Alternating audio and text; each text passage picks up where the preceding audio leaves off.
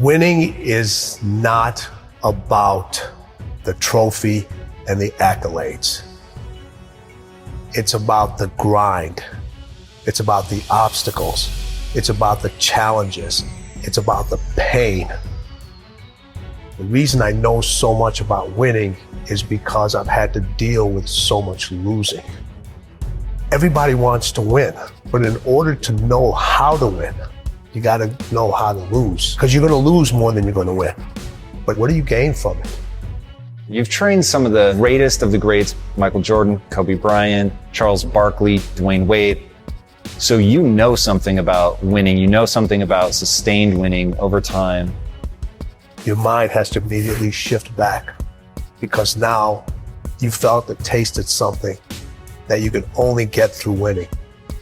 Are you willing to do it again? And that was one of Kobe's favorite words when it related to winning. He says, you have to be obsessed with whatever your win is. Be all in. Mm-hmm. 3 greatest lessons I learned from Michael: competing, accountability, and then winning at all levels. Winning at all levels, what does that mean? You just don't win in one arena. You win in your sports, you win in business, you win in your personal life. Other people win because you win. It isn't just about you. It's about being able to pull the team and show them what it feels like to win. And this isn't about playing basketball like Michael Jordan did, like the late, great Kobe Bryant, Dwayne Wade.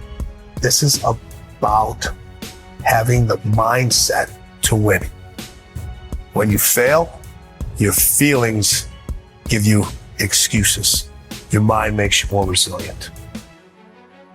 You look at when Kobe, his first playoff series, he had this horrible game where he shot like 4 or 5 straight air balls.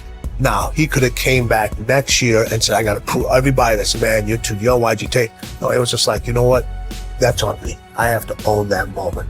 Now, I got to prove to myself I can overcome this, because now everybody else is doubting me, but I can't doubt myself. Everybody told MJ, don't go to North Carolina. You'll never play. You shouldn't be here. And Michael went out and he said, I don't need to prove to coach. I don't need to prove to Buzz. I need to prove to myself that I belong here. I always say, you can have fear, but you can't have doubt.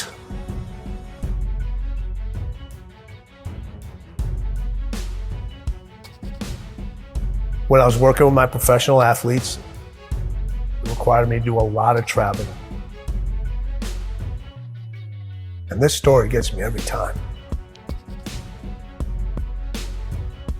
So when people say, it didn't hurt, it still hurts. I was packing for a trip. My daughter walks into the room.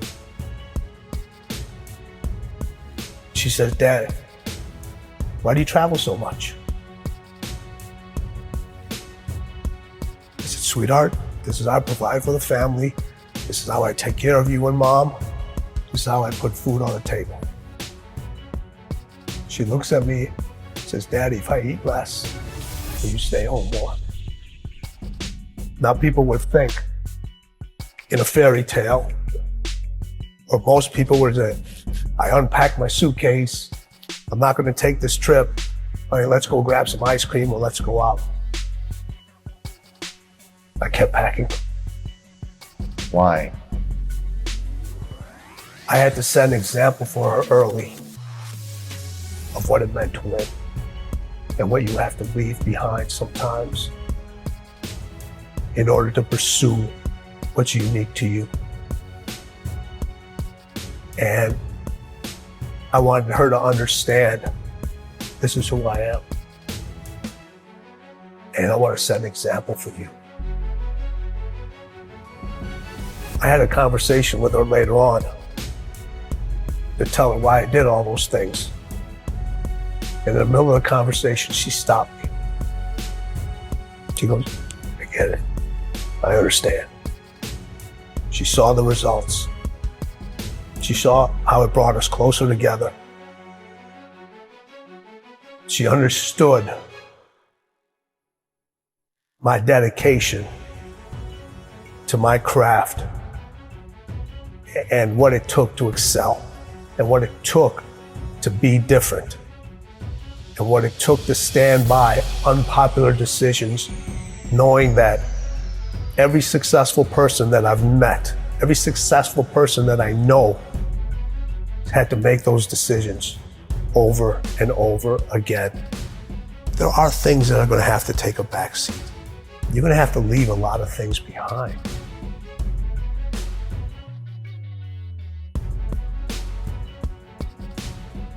The hardest thing with Kobe was getting him to stop. Yeah, okay, take a break, rest, Yes, take the day off. that was the most challenging thing with him, because over all the years that he had his success, it was about go, go, go. And then when I came on, I was the complete opposite. Go, I got to get you to stop. His 3 a.m. workouts, Yeah. they're Crazy. crazy. You know, having to keep the Staples Center open later because he wasn't happy the way he performed at that game. And I would not leave till he would leave. Really? Yeah, so we would be in the arena sometimes 2, 3 o'clock in the morning. Shut up. All the lights are turned off except on the court, and we just keep going. We just keep going. What is the mindset of winning? They both had that. So I look at it 3 ways. So you have individuals that compete. You know a lot of people that compete. Yeah. You know, we all know how to compete. Everybody knows how to compete. You don't forget how to compete. We just decide not to anymore. But a lot of people compete just to finish. Then there's individuals that win, but they only win one time. It's easy to win and then never win again. And then there's people that win at winning. You can't come back the same. Cannot come back the same. You have to come back different. You have to come back better.